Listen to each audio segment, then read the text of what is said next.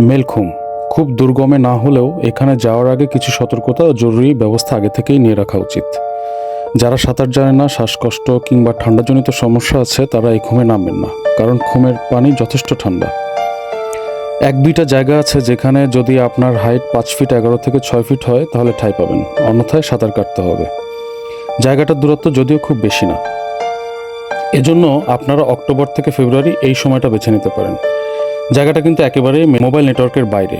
অবশ্যই কয়েকজন মিলে যাবেন, বেশি ভারী ব্যাগ না নিয়ে যাওয়াই ভালো।